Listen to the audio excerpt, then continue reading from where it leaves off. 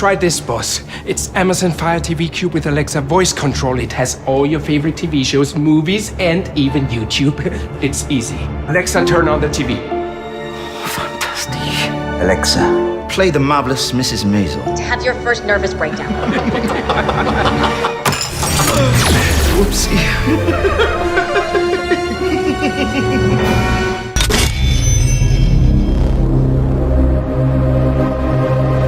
Before time began, there was the Cube.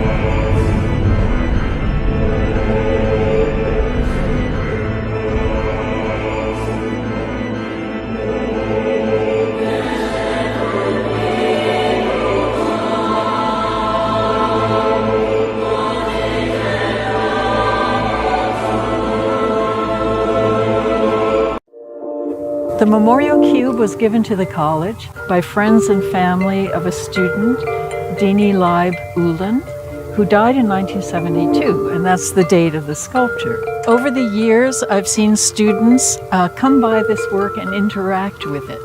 Indeed, it can spin on its axis, and students have had a great deal of fun with it. And indeed, the work does invite this kind of play and interaction. Now, Tony Rosenthal is a very well-known sculptor, and his works are in collections across the country. This work is closely related to the most famous work that Rosenthal did, and that is his Astor Place Cube, which is titled Alamo, but everybody calls it Astor Place Cube. This is in the East Village in New York, and it too spins on its axis. So this is sort of the little sister, done 4 years later and done at a half scale of the New York work. What you're about to see is totally classified.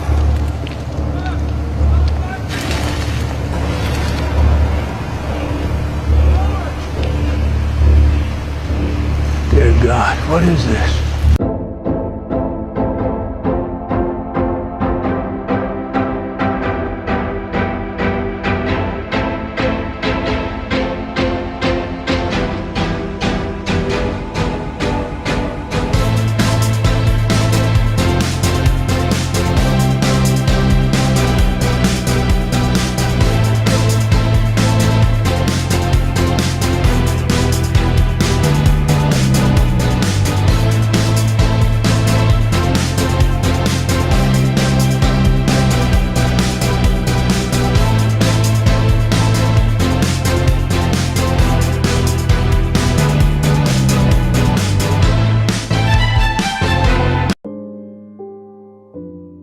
This is your station?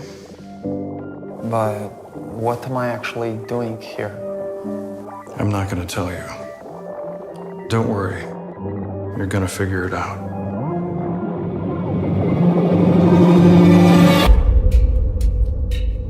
The last time I saw him, he was headed toward Dev's. And then he disappears.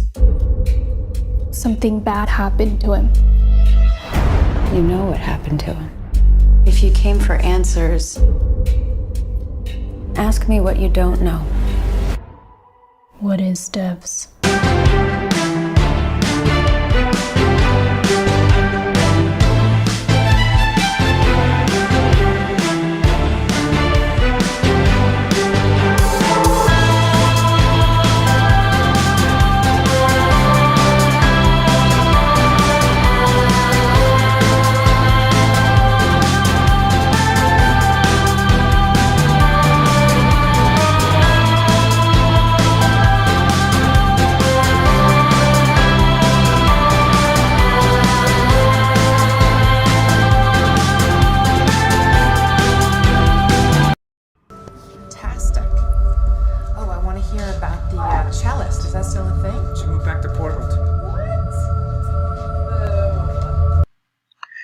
This is what they look like. There are two of them. These are from our lab in Burnaby in British Columbia. From the outside, they look like giant black monoliths. In the movie 2001, Arthur C. Clarke, very high Freemason, gives you the agenda of high Freemasonry, not the schmuckdom Freemasonry, but the high stuff. He gives you their agenda and their philosophy and their religion in the movie. And in the beginning of the movie 2001, made in the 1960s, they show you the ape men, the hairy guys, supposedly. And the hairy guys are terrified of the darkness, and they quiver in their caves at night, and in the morning they go across to the watering hole and they meet this other tribe of ape men, and they shake their fists and so on each other, go through a little dance, a song and dance, and then they have a drink and sort of muffle off in their own separate ways, and that's how it's been going on forever. And in the little sequences around it, as they're showing you, they show you a pig, you see, as part of their religion, you understand all this later. And they'll show you a little tree branch shaped like a big snake, you see.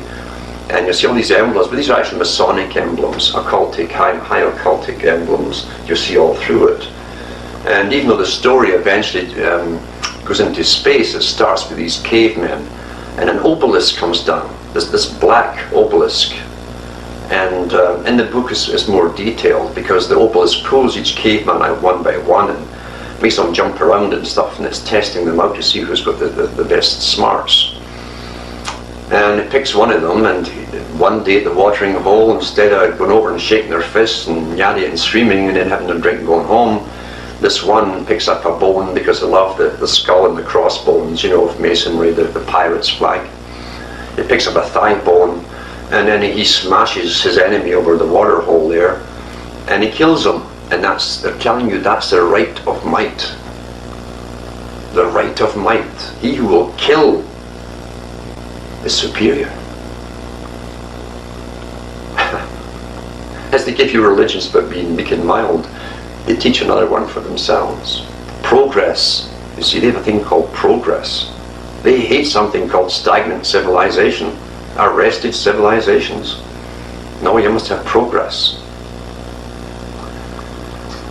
And progress to them is done through those who are willing to kill and become the top chutzpah, the king of the ape men.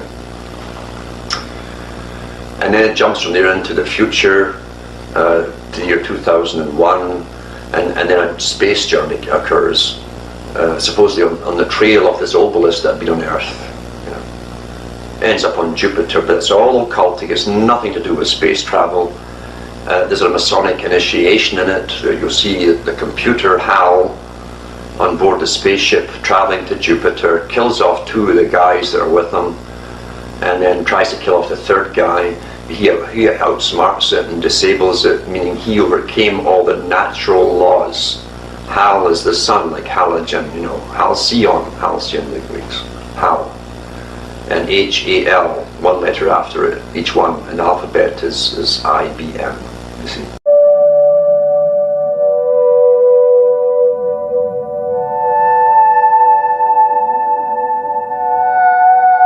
I remember that morning going to the lab, and I was thinking, this is it. This is the last Jeopardy game. This is Jeopardy, the IBM Challenge. Here we go. Brad, if you're ready, make your first choice. Let's take alternate meanings for 200, Alex. 4-letter word for a vantage point or a belief. Brad. What is a view? Yes. After the first clue of the game, which Brad won, I had just this horrible feeling at that moment that he was as good as everyone said he was, and he was just going to run the whole board on us. Watson. What is shoe? You are right. We actually took the lead. We were ahead of them, but then we started getting some questions wrong. Watson. What is leg? No, I'm sorry, I can't accept that. What is 1920s? No. What is chic? No, sorry. Brad. What is class? Class, you got it. Watson? What is Sauron? Sauron is right, and that puts you into a tie for the lead with Brad. The Double Jeopardy round of the first game, I thought was phenomenal. Watson went on a tear. Watson, Who is Franz Liszt? You are right. What is violin? Good. Who is the church lady? Yes. Watson. What is narcolepsy? You are right, and with that, you move to $36,681. The risk was, Ken gets a daily double, bets big, gets it right, he's going to be well ahead. And then with that kind of lead going to Final Jeopardy, if he bets enough, he could end up winning the match. Ken. What's a committee? We got to find that last daily double. We got to find that last daily double. It was a crucial moment in the game. There was still a daily double on the board, and it was starting to become pretty clear that it was in the legal ease category. Let's go to legal ease for 1,200. Watson. What is executor? Right. Same category, 1,600. Answer, daily double. That was the moment when I knew it's over. The category is 19th century novelists. What Watson wants to do then is preserve the lead, not take a big risk, especially with Final Jeopardy, because just like for humans, Final Jeopardy is hard for Watson. Now we come to Watson, who is Bram Stoker, and the wager. Hello, 17,973, and a two-day total of 77,147. I would have thought that technology like this was years away, but it's here now. I have the bruised ego to prove it. My past Jeopardy experiences have been great, but they weren't really weighty with this kind of technological, philosophical importance. I think we saw something important today. Didn't really think very much about the implications until later and say, wow, wait a second, this is history. Of course, this whole project is not ultimately about playing Jeopardy. It's about doing research and deep analytics and a natural language understanding. This is about taking the technology and applying it to solve problems people really care about. We're just so excited about all the things we can do with this. I had thought this is the end. We get there, we're done. And I'm realizing it's just the beginning.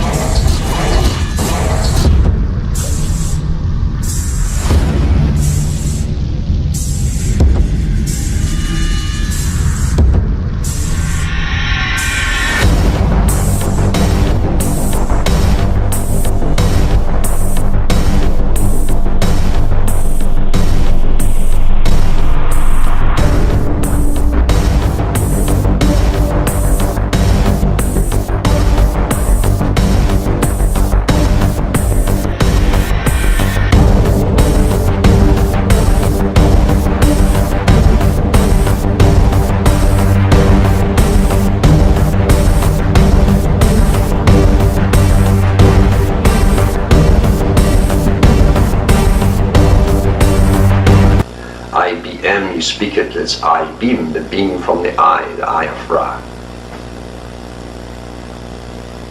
The beaming from the eye is between the pyramid, the capstone, and the rest of the pyramid. Well, I'm not spying. Aha, here it is. I summon the all-seeing eye to tear a hole into the sky. Reveal to me that which is hidden. Unveil to me what is forbidden.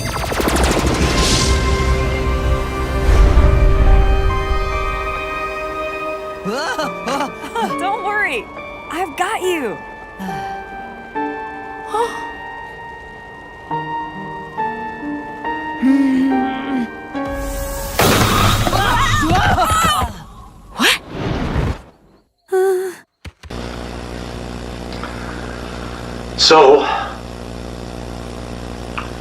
So everything is shown to you. It's not necessary that you understand. It's only necessary that you think you understand. And everybody comes out of these movies chomping away there, wow, it's a good movie, what's next? I have no idea what it means. And in 2010, as a follow-up to the movie, and it shows you what's supposed to happen in 2010. And so this vague thing at the end where this guy who escaped, the computer remembers, in the next movie, he's timeless, he's ageless, he's become a god because he overcame Halcyon, you see, the sun, the natural order. He overcame all the laws, and he's a god. And a new sun appears in the sky. But as above, so below, so a new sun will appear on earth, a messiah, a being, an entity, whatever it is. that they bring forth to you with much hullabaloo and fanfare, I'm sure. But they're telling you their system, that they show you their religion from evolution, which is their belief system, both physical and spiritual, because they do believe in reincarnation, but they don't believe that everybody reincarnates.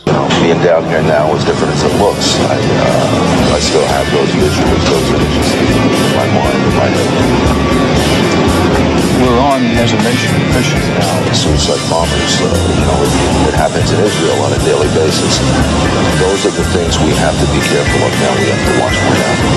Do you expect a suicide bomb plane struck the North Tower of the World Trade Center 1 year ago? Hundreds of people have gathered here at Ground Zero to mark the anniversary in what is expected to be, we tell you that the anniversary ceremony will also include several moments of silence, marking the times that the hijacked jets place rosaries on the site for a flower arrangement that will be turned into.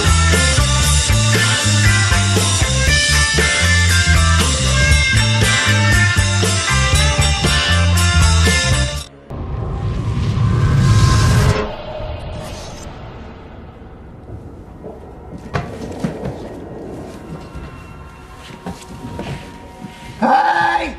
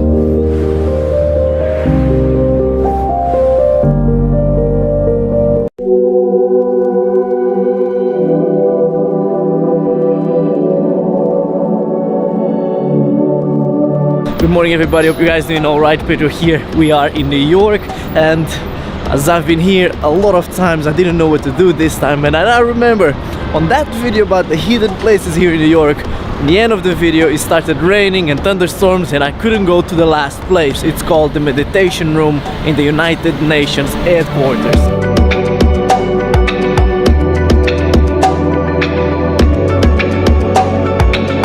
So we passed through security and we got into United Nations building. We are just outside of it and we're gonna get it now. They didn't keep my camera though. Let's go in.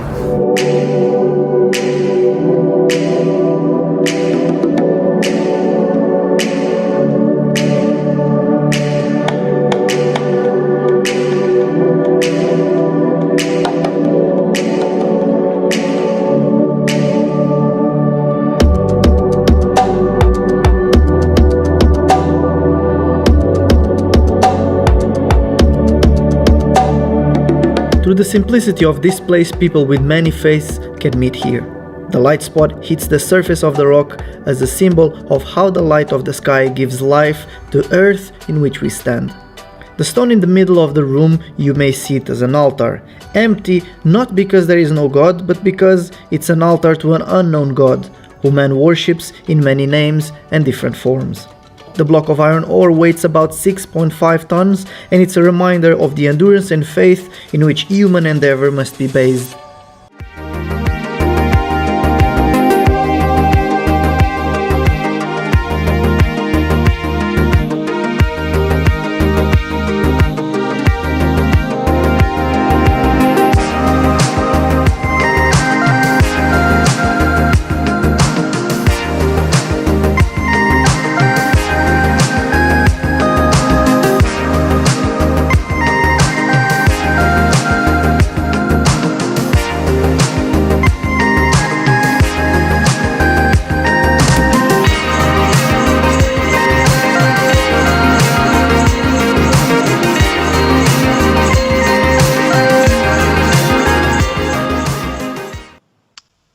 If there are technologies being built on this site, like the quantum computers that I'm going to launch into here in a moment, in its relevancy to the temple, Herod's temple, then would it not be reasonable to assume or to expect that these technologies that we are seeing that I call evidence of evil, such as AI, quantum computing, DNA modification, transhumanism, uploading our consciousness into a computer, robotics that are displacing people, I consider that evidence of evil.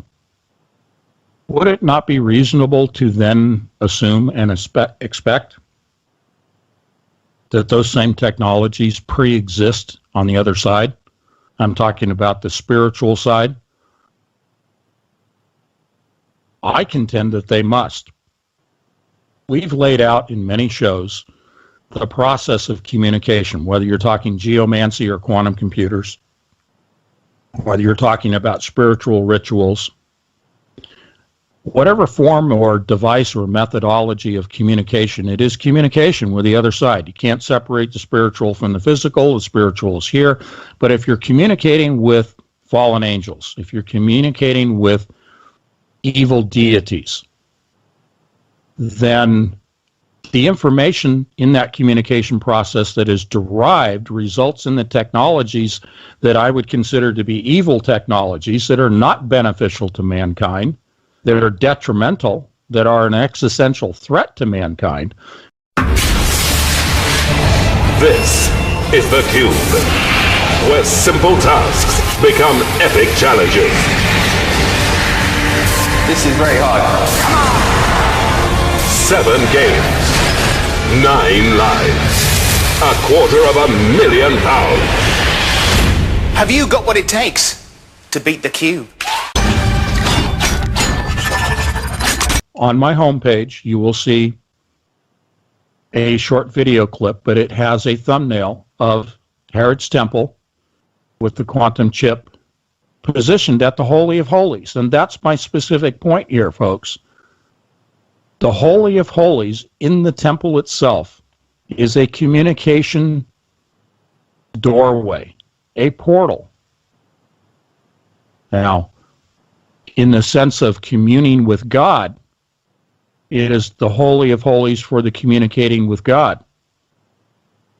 But if you look at the blueprint, literally the blueprint of Herod's temple, and this is similar with Solomon's temple, it is similar even with Greek and Roman temples, pardon me.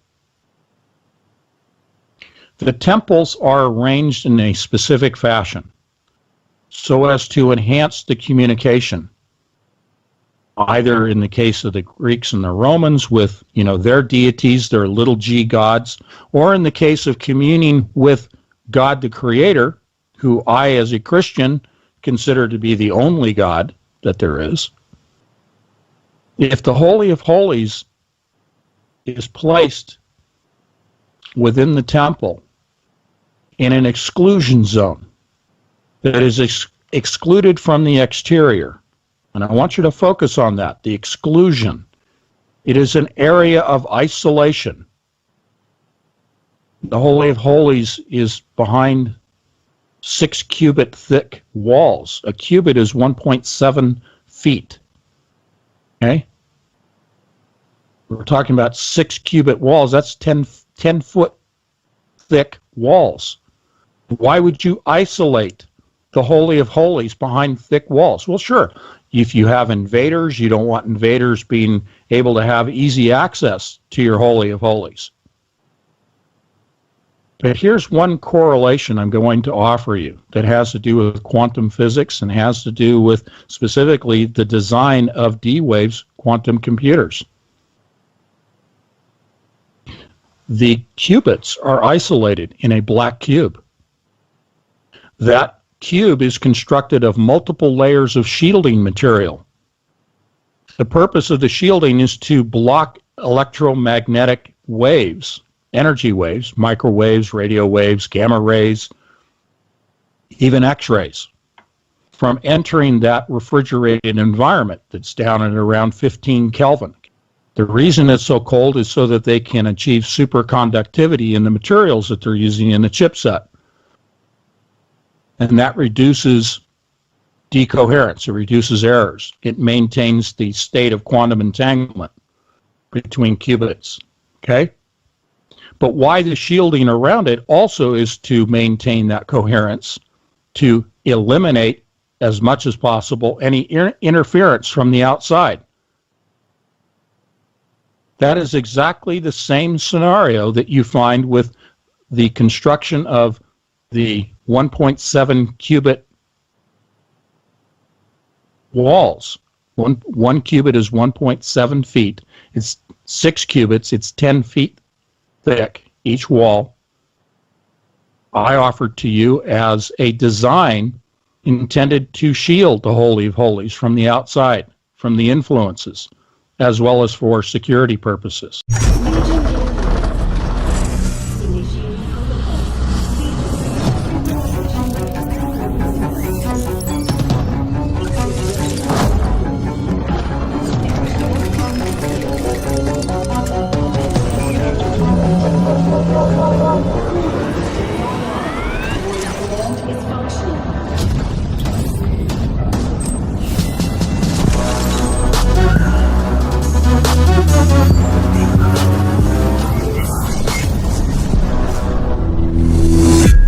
But let's get a little bit bigger on our example.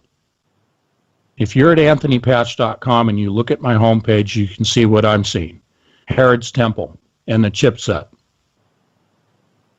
In the magazine, we do a series of overlays that Kev produced for me, of photographs that we explained extensively in the webinars and we are presenting in the magazine. If you look at the wire connections that extend out from the chipset, and you look at the direction in which those wires are laid out, and you look at the connecting points, all of those things around the perimeter, which in the case of the temple itself are the outside perimeter walls with the area of the Gentiles inside, looks exactly the same as how D-Wave designed the architecture for their chipset. Within the Holy of Holies of the temple is where the communication takes place.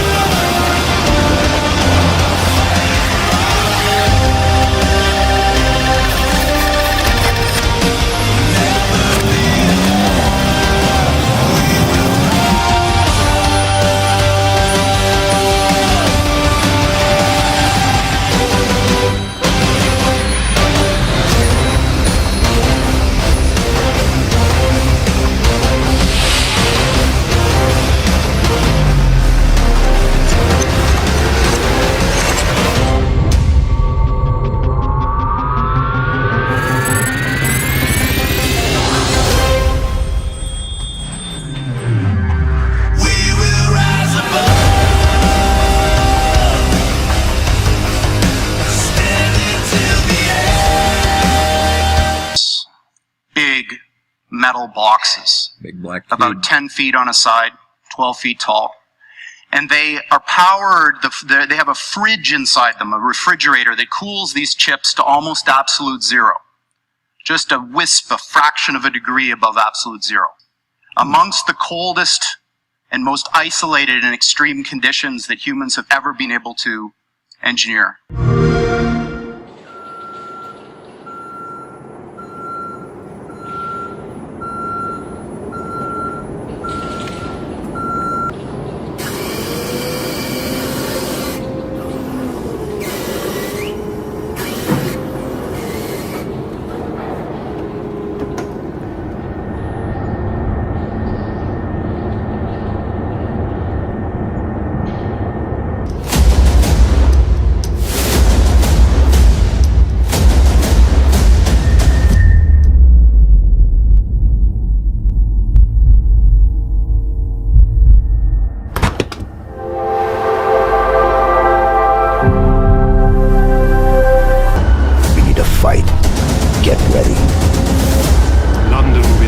city in the world to be made truly safe.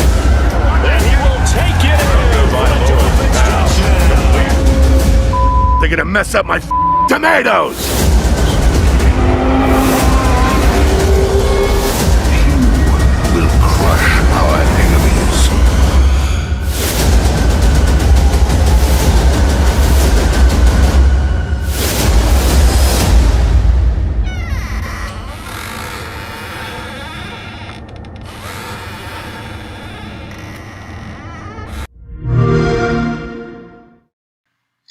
These fridges, interestingly enough, which are called pulse tube dilution refrigerators, have a thing called a pulse tube, which emits a sound roughly once per second, which sounds eerily like a heartbeat.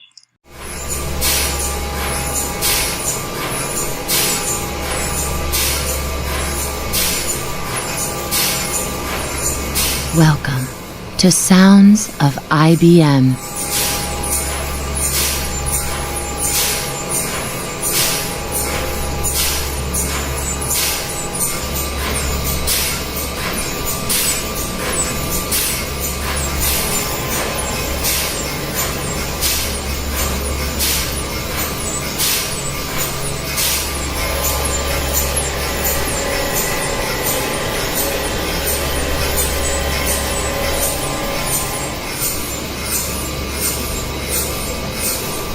Listen close. So if you have the opportunity to stand next to one of these machines, Listen close. it is an awe-inspiring thing, Right at least for me. Right here. It feels like an altar to an alien god.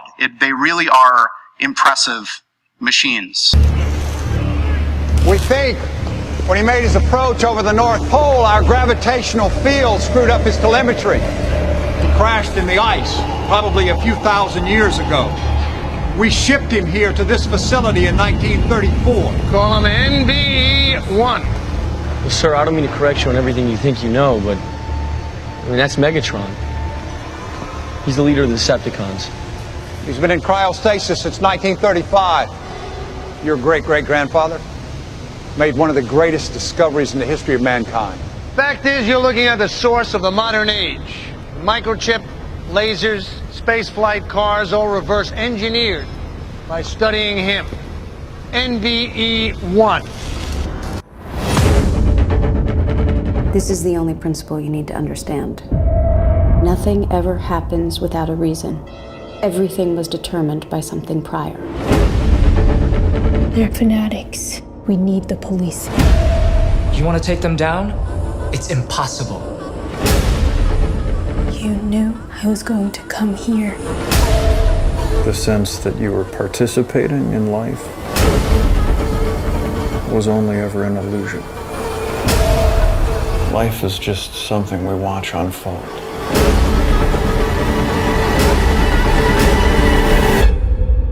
What's inside?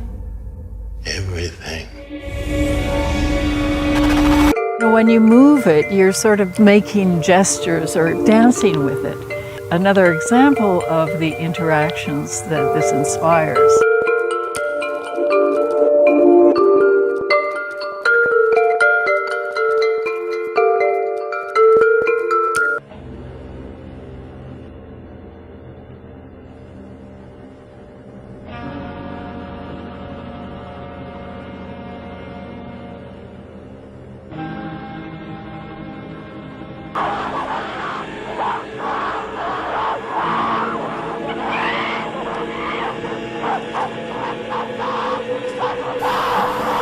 That's you and I, as the Masonic Illuminati sees us, as mindless apes, bowing and worshipping their demonic black obelisk of Masonic wisdom and Luciferian light.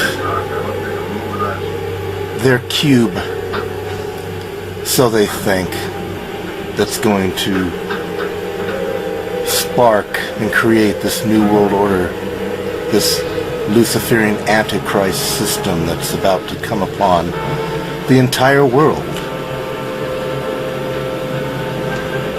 All symbolized by events taking place in our day and age. 9/11. that was one of their events.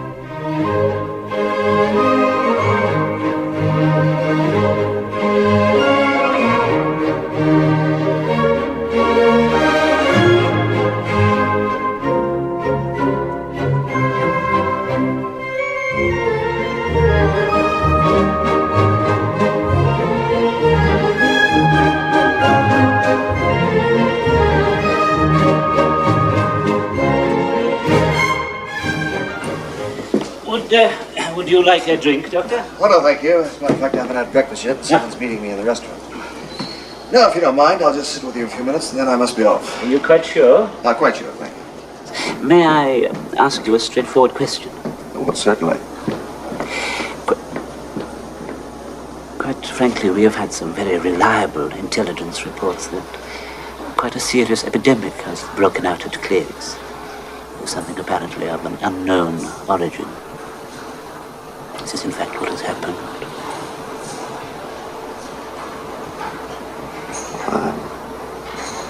Sorry, Dr. Smithlow, but really not at liberty to discuss this. I understand. But this epidemic could quite easily spread to our base. We should be given all the facts, Dr. Floyd. Yes, I know.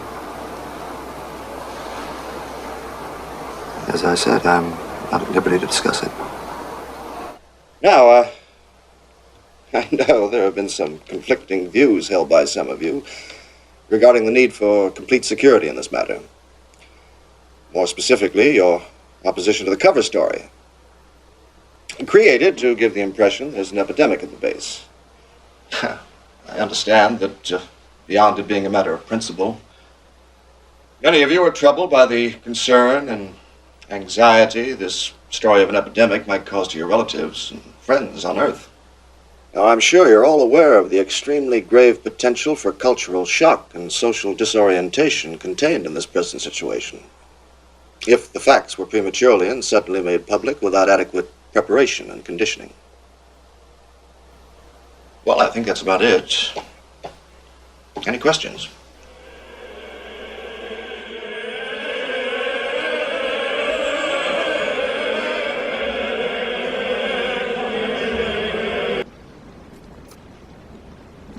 Do you know what I'm talking about?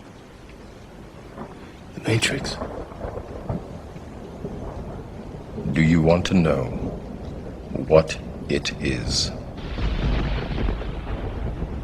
The Matrix is everywhere. It is all around us.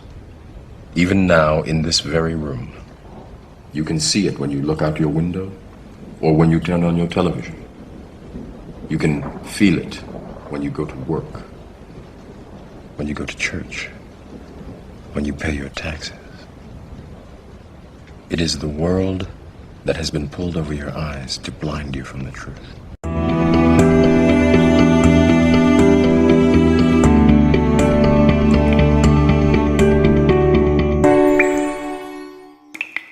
Come with me on a journey of imagination. Pretend, my friend, just for a little while, that you have never seen light before. Imagine all your life you have been living in total darkness. But you're not alone. There are people around you, but you have never seen their faces, nor have you seen your own face.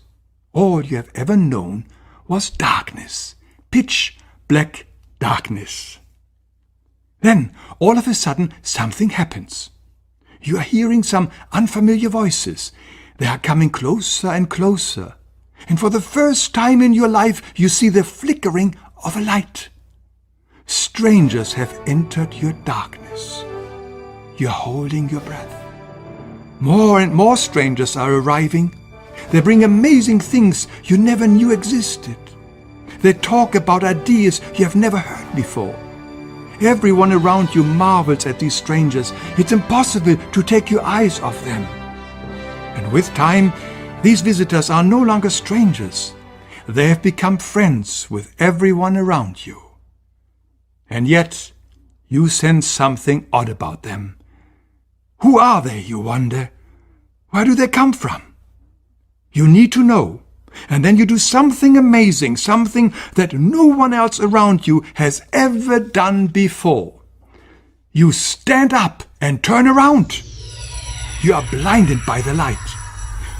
But soon your eyes adjust. And then you see it. You see where these strangers come from and who they are. You have discovered their secret.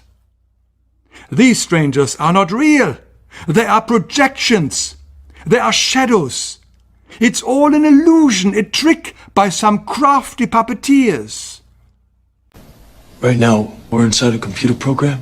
Is it really so hard to believe? Your clothes are different, the plugs in your arms and head are gone. Your hair has changed.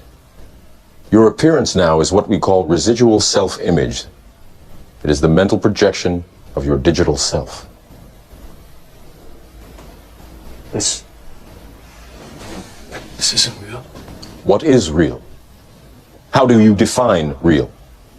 If you're talking about what you can feel, what you can smell, what you can taste and see, then real is simply electrical signals interpreted by your brain. This is the world that you know. We have before us the opportunity to forge for ourselves and for future generations a new world order, a world where the rule of law, not the law of the jungle, governs the conduct of nations. When we are successful, and we will be, we have a real chance at this new world order, an order in which a credible United Nations can use its peacekeeping role to fulfill the promise and vision of the UN's founders. United Nations headquarters, which was built in 1945 and financed largely by John D. Rockefeller. Inside UN headquarters is an ominous meditation room. The custodian of the meditation room is Lucis Trust Company. At one time, the Lucis Trust was located at 666 United Nations Plaza and was formerly named Lucifer Publishing Company. The Rockefeller-funded UN Meditation Room is 33 feet long and 18 feet wide. 18 feet is 6 plus 6 plus 6. The small, dimly lit, windowless room was built in the shape of a pyramid that is laying on its side. At the center of the room is a 4-foot-high, black, casket-shaped stone slab which weighs 6.5 tons and is extremely magnetic and rests on a concrete pillar. The pillar descends beneath the floor into the bedrock and taps into the Earth's hyperdimensional energies to induce a state of altered consciousness. Not far from the meditation room is the United Nations Security Council chamber. This is the emergency room of the UN, where the world leaders meet when there is a threat to peace. They decide the fate of nations. Even though Israel has over 200 uninspected nuclear weapons and has violated dozens of resolutions, no sanctions are ever imposed because of the United States' veto powers. Notice the giant mural that towers over the Security Council room. The central focus of the UN mural is the phoenix bird that has risen. The phoenix bird is a symbol of Lucifer. Egyptians believed that the phoenix symbolized a god who rose to heaven in the form of a morning star like Lucifer after his fire immolation of death and rebirth. Notice that the phoenix bird is not standing above his own ashes. He is standing above his old skin. Like a snake, he has shed his old skin and is revealing himself as God at the center of the mural. At the top left, there is a church steeple without a cross. The missing cross symbolizes the death of Christianity. Below, a woman receives the rays of the sun god, while the man in front of her plays Pan's flute. To their right are two pyramid symbols and people joined together by a long blue serpent-like cloth. Below the risen phoenix, a sword is driven through a dragon beast. This represents the killing of old beliefs and religions that depicted Lucifer as a beast. The New World religion worships him as beautiful. Behind the phoenix, the ghostly figures of the walking dead are stepping into a void. They symbolize depopulation.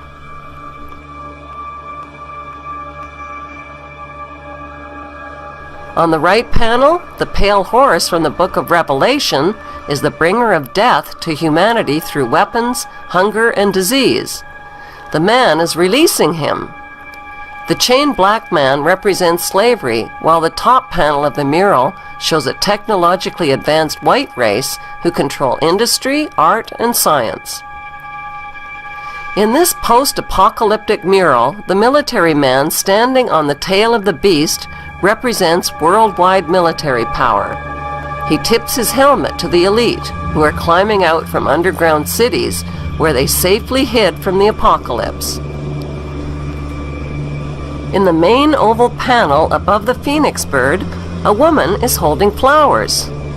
She is the bride in a wedding ceremony. Who are these newlyweds that are kneeling submissively beneath the serpent in the overhead tree? Could the newlyweds symbolize William and Kate? The serpent in human form is tempting the little girl Eve, who accepts the apple. On the right side of the top panel, a reptilian green creature with scaly skin is dancing with a naked woman while musicians entertain him. The general message of the UN's Phoenix Rising mural is that humanity is stepping into a new Luciferic reality. Beneath this disturbingly prophetic mural, world leaders make global decisions that affect the lives of nearly 7 billion people.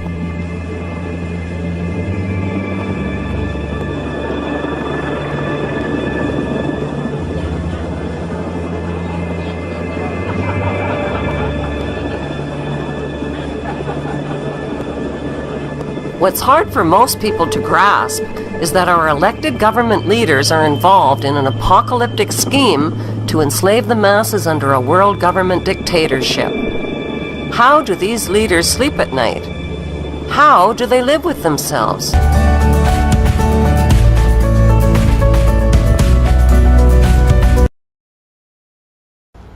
The idea of a bioterrorist attack is kind of the nightmare scenario because they're a pathogen with a high death rate would be picked. Now, the good news is, I'm not trying to depress you, it's tough enough right now, most of the work we're going to do to be ready for pandemic 2, I call this pandemic 1.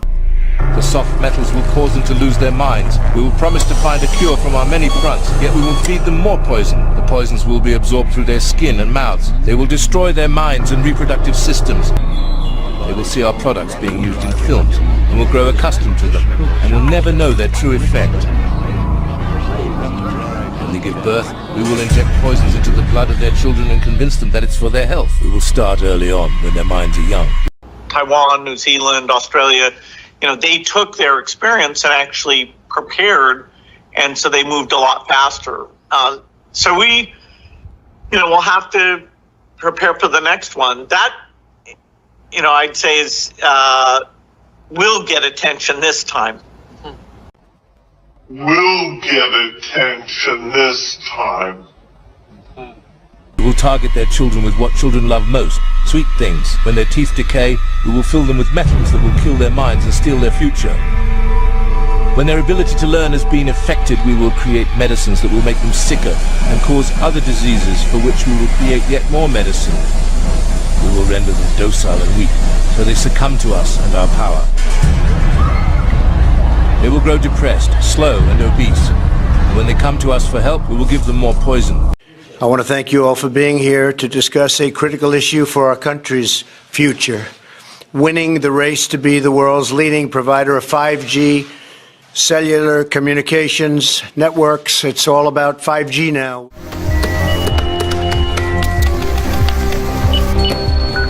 Check. Check. Okay, Neville. In T-minus 3, 2, 1. Ready to launch. Hit the button. Here we go.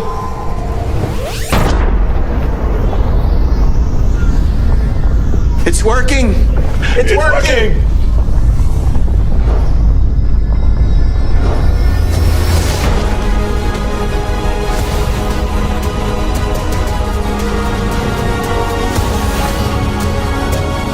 Nationwide 5G is live. Yeah.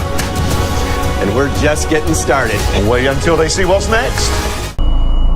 We will use fear as our weapon. We will establish their governments and establish opposites within. We will own both sides.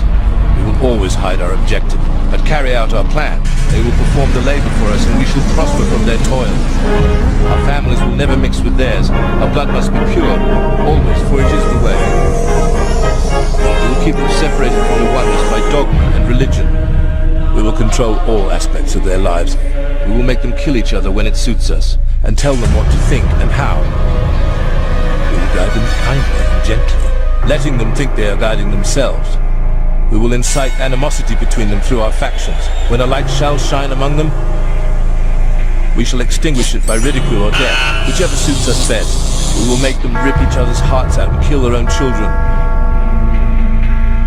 We will accomplish this by using hate as our ally, anger as our friend. blinded totally, and never shall they see that from their conflicts we emerge as their rulers.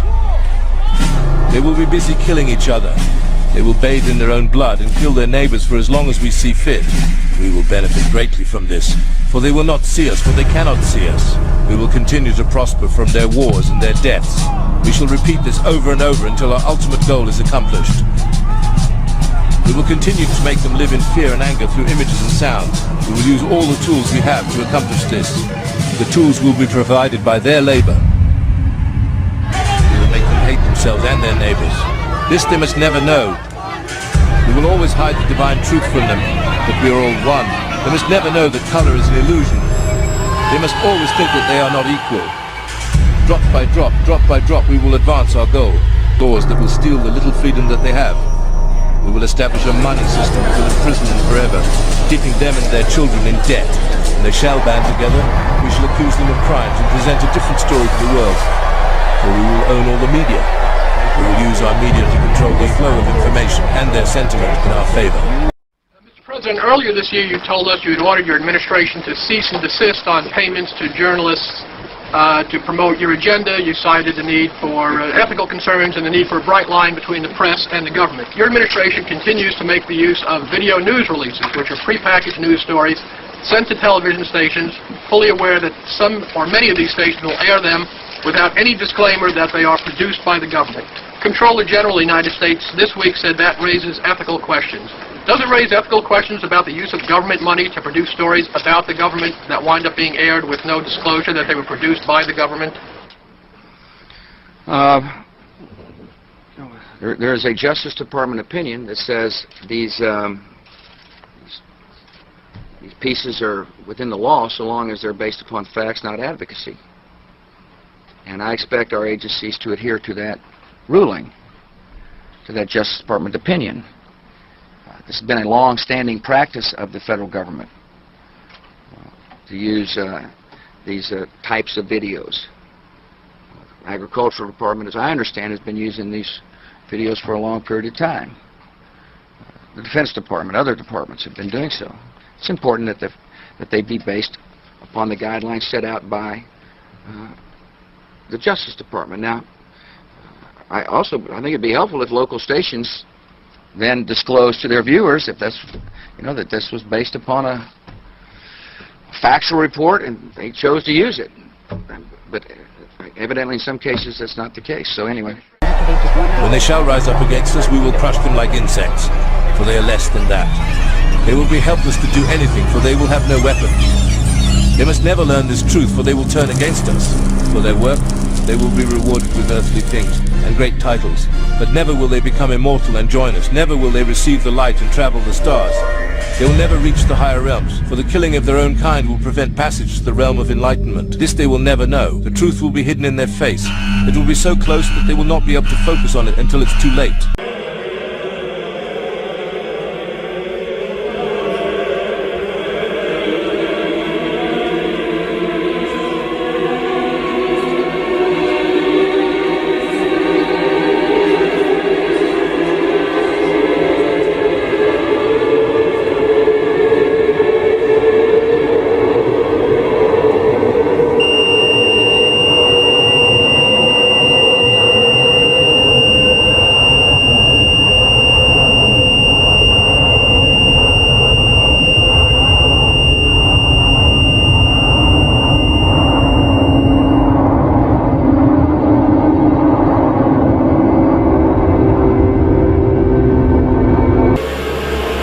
The Hilton Hotel. You can see it in the movie 2001: A Space Odyssey. Blatantly, just there it is, put there in the Hilton Hotel in space. They both check their watches.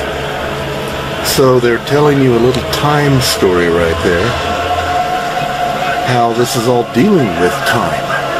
And remember now, the original script was dealing with Saturn, not Jupiter.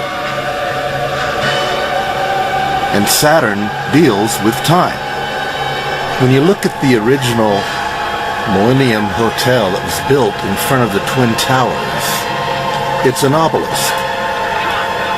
They intentionally built it to look like the obelisk in 2001, and they even say so. In the original script, of course, it's a cube that they changed. The logo of the Hilton Hotel is two twin towers within the all-seeing eye. It also is a pause button. The pause button stops time. It freezes time. It's also a 6, which is a 9. It's 666, and it's all in the movie. When you look at another one of their hotels, it shows like a split down the middle, representing like 9/11 twin towers falling over.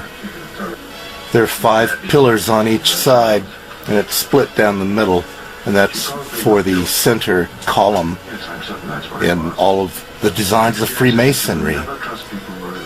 It's all there represented.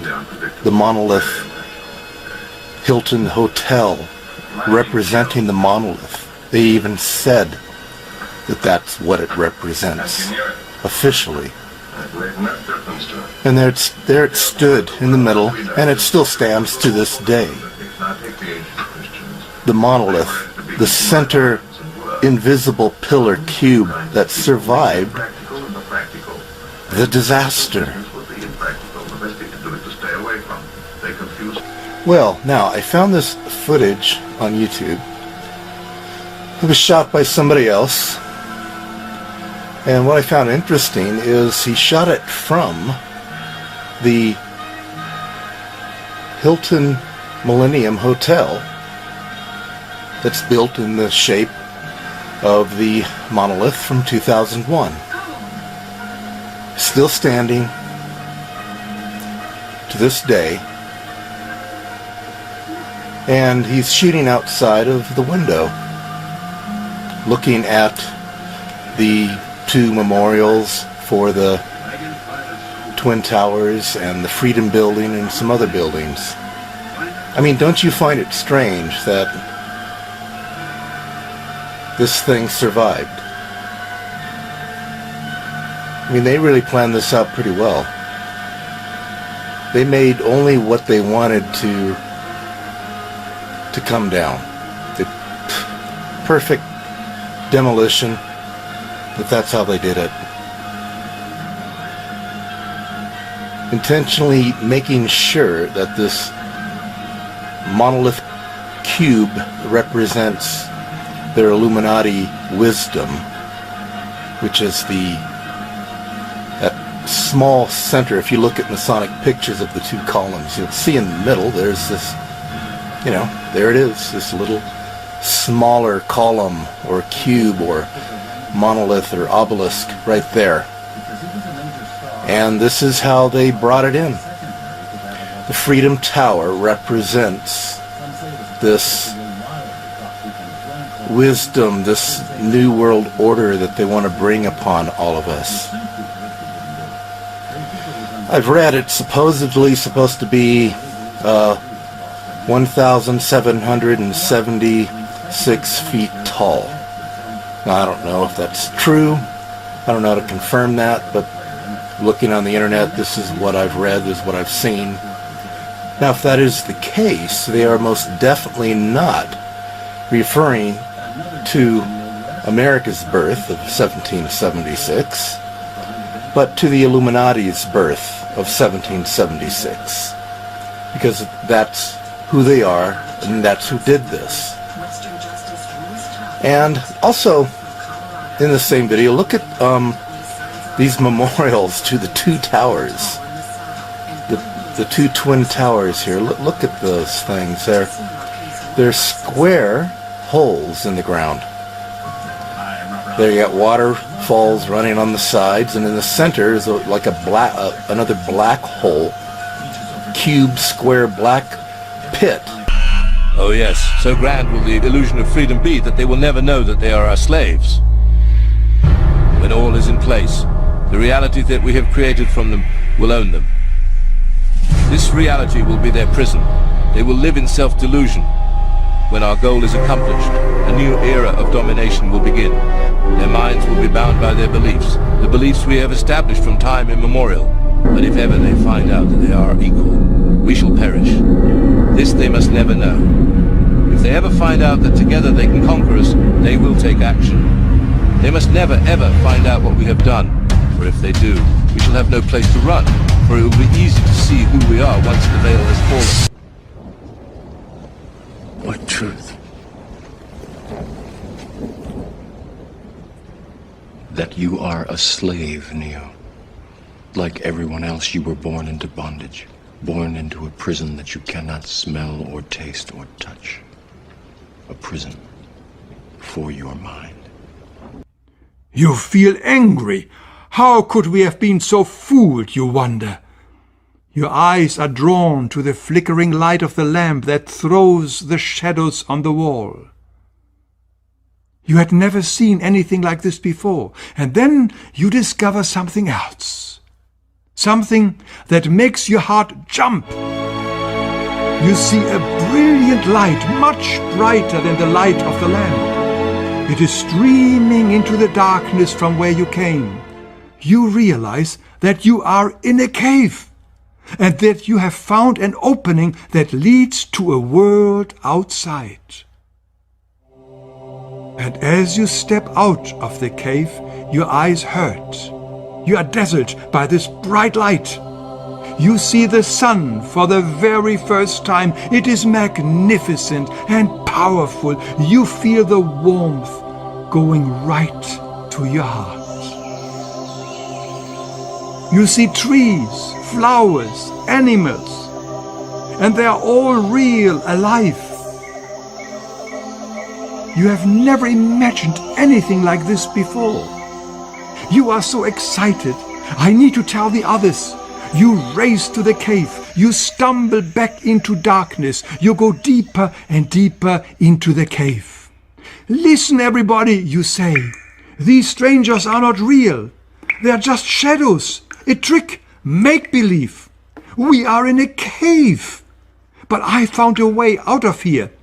There is a real world outside with sunshine and colors and animals and flowers. Come, everybody, I will show you.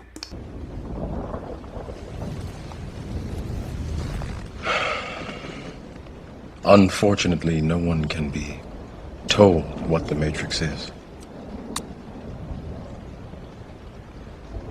You have to see it for yourself. But nobody believes you.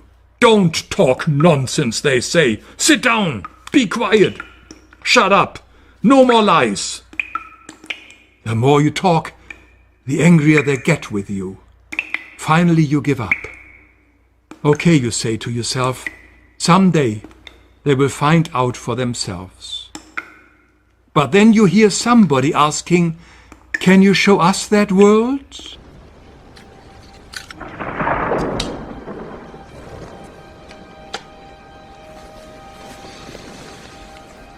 This is your last chance. After this, there is no turning back. It exists now only as part of a neural interactive simulation that we call the Matrix. You've been living in a dream world, Neo. This is the world as it exists today.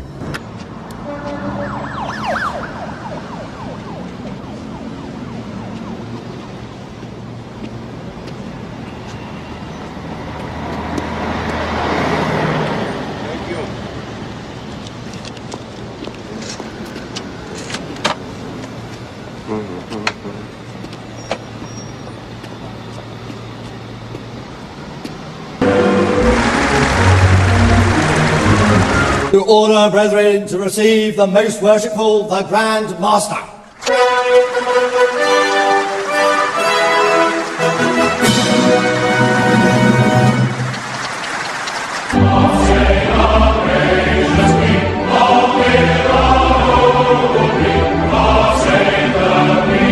All to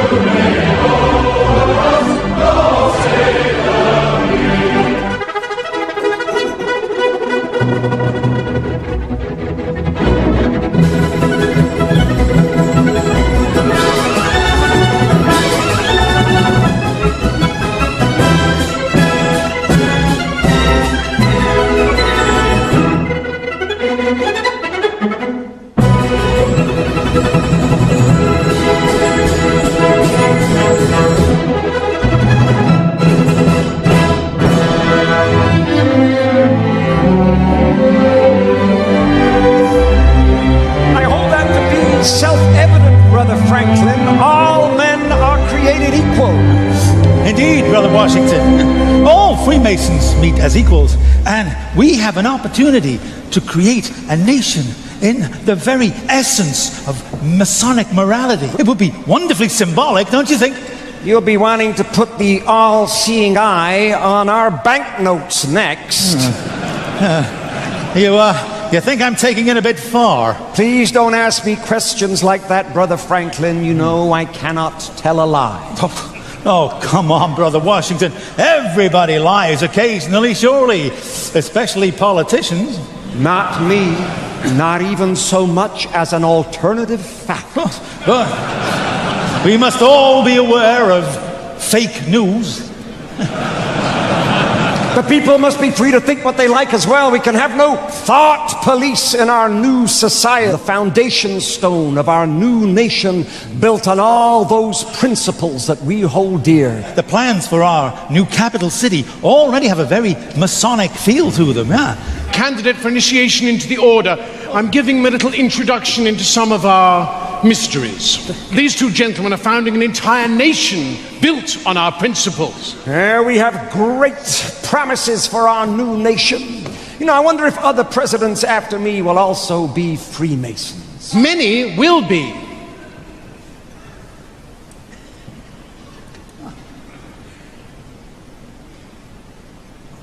And Freemasonry will become embedded in the American culture.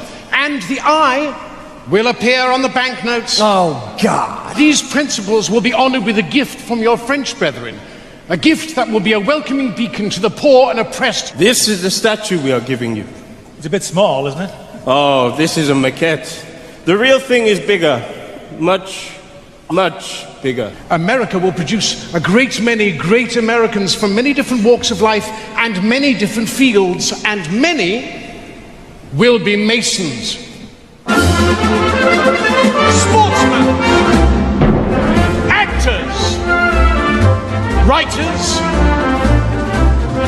soldiers, filmmakers, businessmen, inventors, astronauts. What on earth is an astronaut? No, they're not. I don't follow. Well, they're not on Earth, they're in space. In fact, Brother Buzz Aldrin was the second man to walk upon the surface of the moon. That's the best thing I've heard this evening. What, that a Mason walked on the moon? Man on the moon. Amazing. Why has nobody been to the moon in such a long time? That's not an 8-year-old's question. That's my question. I want to know, but I think I know. Because we didn't go there, and that's the way it happened. And if it didn't happen, it's nice to know why it didn't happen, so in the future, if we want to keep doing something, we need to know why something stopped in the past that we wanted to keep it going. I'd go to the moon in a nanosecond. The problem is we don't have the technology to do that anymore. We used to, but we destroyed that technology, and it's a painful process to build it back again. Well, yeah, people come out and they've run out of anecdotes, you know, and they just start making stuff up. Yeah. Like that Neil Armstrong guy. Have you seen him on the talk shows? Neil Armstrong, you mean the first man to walk on the moon? Talk about a fish story. Yeah. Man, and they're buying it. Oh, yeah. But don't forget the musicians. Do not forget the musicians.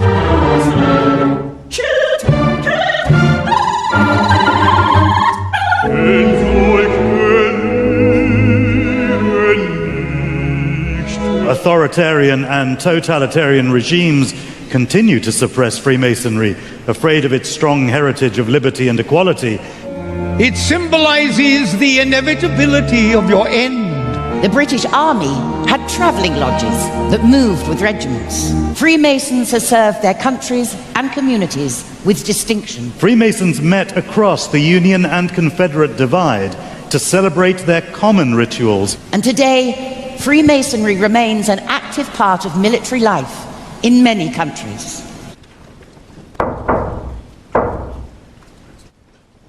Freemasonry has burned as a blazing fire through the last 3 centuries. The driving force behind the Royal Society was initiated into Freemasonry. Prince Edward, Duke of Kent, father of Queen Victoria, and Prince Augustus, Duke of Sussex.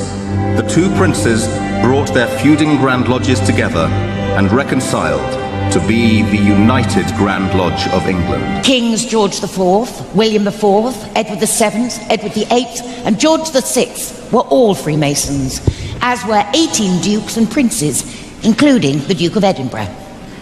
This year, His Royal Highness Prince Edward, the Duke of Kent, celebrates his 50th year as Grand Master of the United Grand Lodge of England. His Royal Highness was proposed into Freemasonry by the then Grand Master, the Earl of Scarborough. He was initiated into Royal Alpha Lodge number 16, an advocate for the craft all over the world, continuing 3 centuries of distinguished royal tradition at the very heart of English Freemasonry. To order, brethren, to receive the most worshipful, the Grand Master.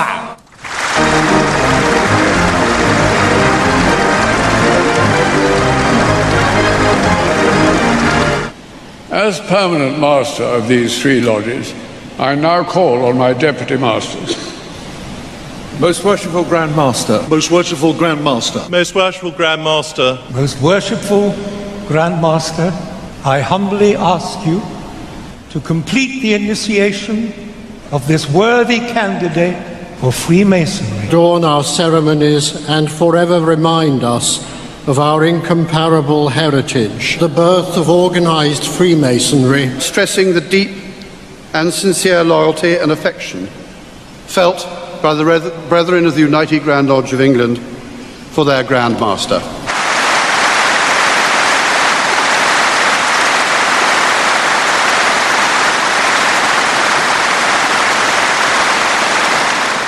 I had the pleasure of meeting 136 Grand Masters visiting from overseas at Freemasons Hall yesterday. Today, though, we are a meeting of more than 4,000 gathered from all around the world, from our own constitution and beyond.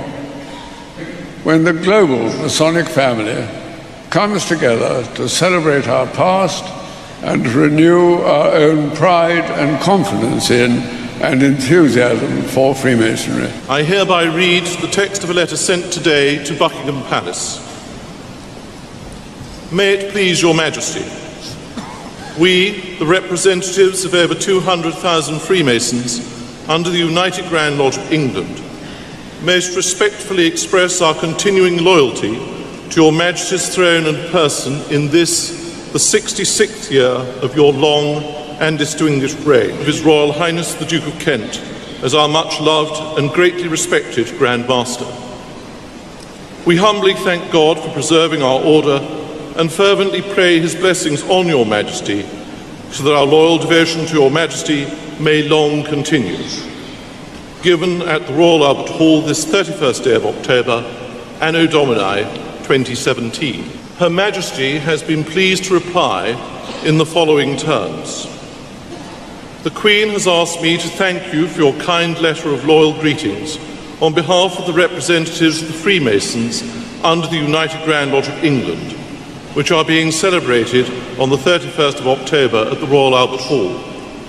Her Majesty appreciated your thoughtfulness in writing as you did. We leave the Royal Albert Hall even more proud of our ancient institution. Worldwide, Freemasonry remains as important and relevant as ever. A global society of perhaps 6 million people. As the globe embraced Freemasonry, enlightenment came.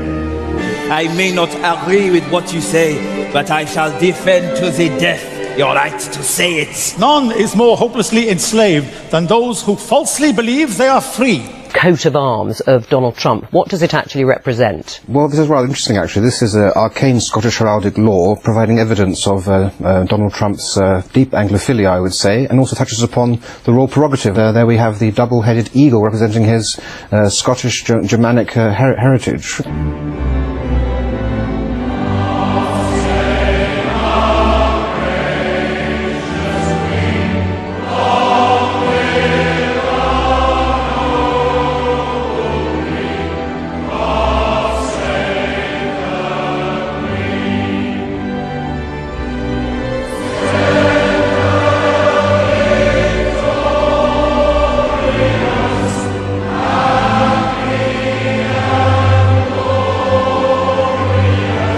The Masonic Chip program uses modern police-approved techniques to create a child identification kit.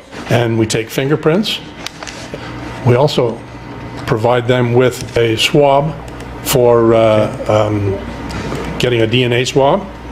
And we also provide them with imprint where they can get an imprint of the child's teeth. So not only does it provide DNA as well as a swab, but it is also a source if you were using tracking dogs to provide a scent for the child. You may be surprised to see who we found using tricks to cover up their license plates. Apparently, they're law enforcement. You know, in Hollywood and in the industry and the stuff we do, there's a lot of like insider secrets to keeping your career going, and a lot of insider secrets to making things tick.